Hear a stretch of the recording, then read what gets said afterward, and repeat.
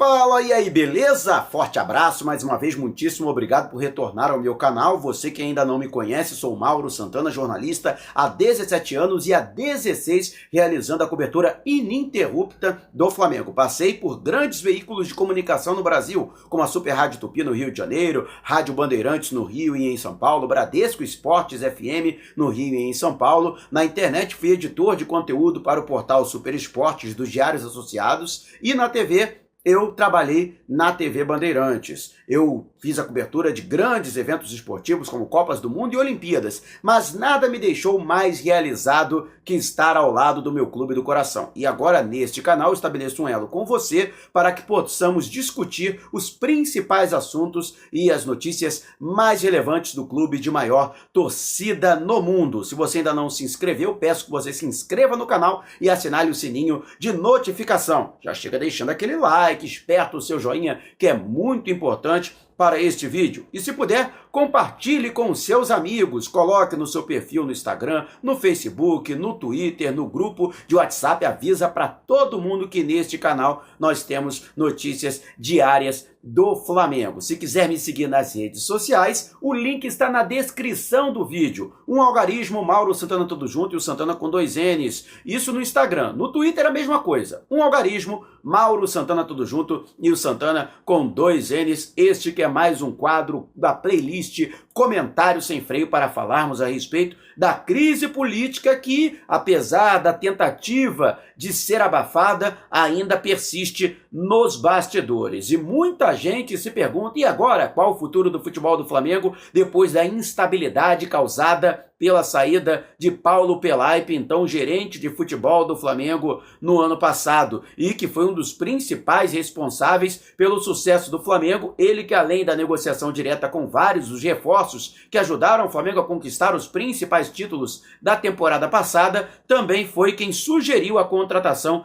de Jorge Jesus, esta negociação que foi encaminhada e concretizada pelo vice-presidente de futebol Marcos Braz, de quem Paulo Pelaipe era homem de confiança, era um dos braços direitos na situação do dia a dia da condução do futebol rubro-negro. E eu posso dizer para você, além da coisa da questão política e também do mal-estar gerado, principalmente pela ingerência cometida pelo vice-presidente de Relações Externas, Luiz Eduardo Batista, o BAP, que não consultou Marcos Braz, que é dono da pasta do futebol, antes do desligamento de um dos integrantes do departamento de futebol. A gente lembra, Paulo Pelaipe, ele que trabalhava diretamente com jogadores e membros da comissão técnica. Na semana passada, ele esteve pessoalmente em Portugal, se reuniu, ficou até mesmo hospedado na residência de Jorge Jesus, nem solo português, para tratar dos assuntos pertinentes ao futebol neste início de temporada e traçar um planejamento para 2020, ele que também tinha uma relação direta com os jogadores e com o vestiário, além, lembro, de ser também uma peça importante na negociação com os jogadores, membros de comissão técnica, renovações de contrato e também conhecedor do orçamento do Flamengo, do contrato de cada jogador e ainda do planejamento e da estratégia de mercado do Flamengo para esta janela de transferências internacionais de janeiro. Pois bem, a situação que envolve a saída de Paulo Pelaipe é muito perigosa para o Flamengo, principalmente pelo fato de que ele tem informações privilegiadas a respeito do planejamento do futebol rubro-negro e também dos jogadores que compõem um atual elenco. E, além disso, quanto até mesmo o Flamengo tem a gastar no futebol na atual temporada, quanto o Flamengo pode gastar com contratações de jogadores, quanto o Flamengo terá que gerar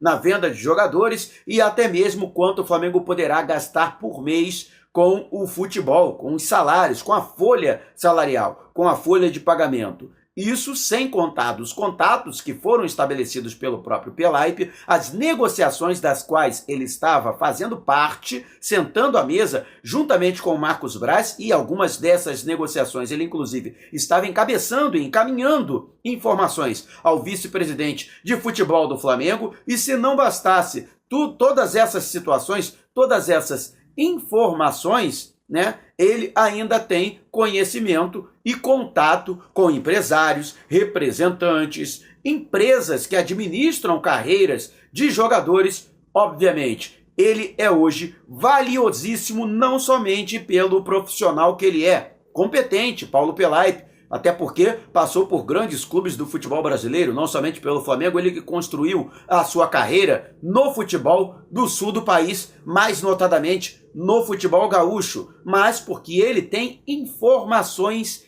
utilíssimas para qualquer clube do futebol brasileiro. E por conta da situação que envolveu a decisão de Luiz Eduardo Batista, com quem Pelaip já tinha uma rusga antiga em sua primeira passagem pelo Flamengo, entre 2013 e 2015, existe, aliás, 2014, perdão, existe também essa situação. O Pelaip agora está livre no mercado, pode acertar com qualquer clube que acertar com o Pelaip, além de contratar este profissional, também está trazendo para o seu centro de inteligência informações que são muito importantes de mapeamento de mercado que tem sido feito pelo Centro de Inteligência do Flamengo, que hoje é um centro de excelência no futebol brasileiro e sul-americano, e pior, informações internas do próprio Flamengo, informações muitas das quais sigilosas que podem vazar pelo próprio Pelaip, e agora ele não tem culpa nenhuma, afinal de contas não foi ele que pediu demissão,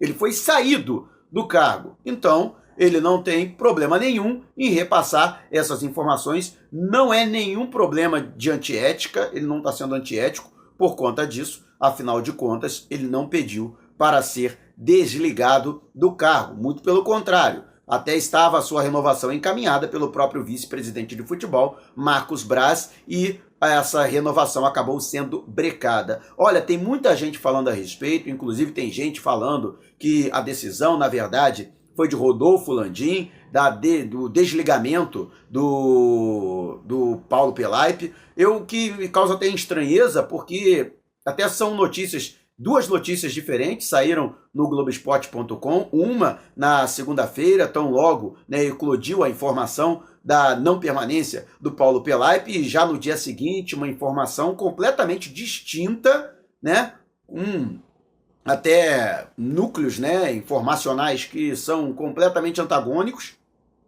entre si, né. Uma matéria dava conta de que a decisão partiu de Luiz Eduardo Batista, até de uma maneira autocrática, sem consultar ninguém, e a outra que, na verdade, a decisão partiu do Rodolfo Landim, que realmente havia ficado muito irritado com um problema que ocorreu em Doha, no Catar, quando ele ficou exposto por conta do problema envolvendo as premiações pelas conquistas do Campeonato Brasileiro e da Copa Libertadores da América e pelo vazamento. Não estou aqui dizendo que Paulo Pelaip foi quem vazou as informações, mas as informações, depois de uma apuração, depois de uma auditoria interna, chegou-se à conclusão de que somente Paulo Pelaip poderia ter vazado as informações para o núcleo da editoria do Flamengo no portal Globoesporte.com. Mas, reitero aqui, a decisão foi de Luiz Eduardo Batista. O Landim pode até ter estado ciente e pode até ter concordado, afinal de contas, o BAP é uma espécie de conselheiro do Landim. O Landim ouve muito o BAP, os dois são muito amigos, são muito ligados pelo convívio de Flamengo, por fazerem parte do mesmo núcleo político, e isso, logicamente, leva ao Landim que ouça bastante este que é um homem de confiança. O BAP tem a total confiança do Landim, e dificilmente o Landim iria contra uma decisão do BAP, ou tentaria de alguma forma desconsiderar, né, o BAP como vice de relações externas dentro da política do Flamengo. Mas, gente, não caiam nessa, não foi o Landim que teve essa situação, que tomou essa decisão. E outra, né, a justificativa que foi dada para o Landim, né, porque ele chegou à conclusão de que o Pelaipe ele se tornou dispensável depois da chegada da equipe do Jorge Jesus. Realmente é uma equipe muito completa, que conta com profissionais de altíssimo gabarito, né, uma das melhores equipes técnicas, né, do futebol europeu, que o Marcos Braz trouxe para atuar no Flamengo, mas isso não exclui a responsabilidade nem a importância do Pelaipe dentro do elenco do Flamengo. Sinceramente, ninguém dentro da equipe do Jorge Jesus, por exemplo, participa diretamente de negociações de jogadores. Nem o próprio Jorge Jesus. Quando muito, ele pode entrar em contato com algum atleta com quem ele já trabalhou ou com quem ele tem contato para convidá-lo a jogar no Flamengo ou para convencê-lo a jogar no Flamengo, até para buscar informações e levar essas informações para o departamento de futebol, mas em momento nenhum, por exemplo, ele participa de negociações, em momento nenhum ele participa de reunião para definir o orçamento do futebol para a temporada. Isso não acontece, nem o Jorge Jesus, nem qualquer integrante de seu staff. Então, dizer que existem funções conflitantes do Paulo Pelaipe, que já teria passado pela cabeça do Rodolfo Landim de dispensar o profissional por considerar que ele não teria mais função, isso jamais passou pela cabeça do Rodolfo Landim. O Rodolfo Landim sequer tem, vamos dizer assim, conhecimento técnico dentro do futebol para fazer uma avaliação desse porte. Ele teria que receber um relatório do próprio futebol profissional para poder tomar essa decisão. E aí muita gente até falando, o próprio Paulo Vinícius Coelho colocou no seu blog que não tem nada a ver com disputa política, que tudo vai ficar, tudo vai caminhar da mesma forma, que todos vão conviver entre si com as suas diferenças. Olha, o que eu quero dizer é o seguinte: respeito muito o PVC, acho que o PVC é um dos melhores comentaristas em atividade na televisão brasileira, no que se refere especificamente a comentarista de futebol, é um excelente historiador de futebol, conhece muito da história do futebol, é um estudioso absurdo, um cara que conhece estatística, mas vale aqui a minha crítica. Olha, PVC, você entende muito de futebol, mas entende muito pouco de Flamengo, pelo que você publicou no seu blog nessa terça-feira. Ou, pelo menos, entende muito pouco da política rubro-negra. O Flamengo é uma colcha de retalhos. Você dizer que o processo eleitoral no Flamengo só começa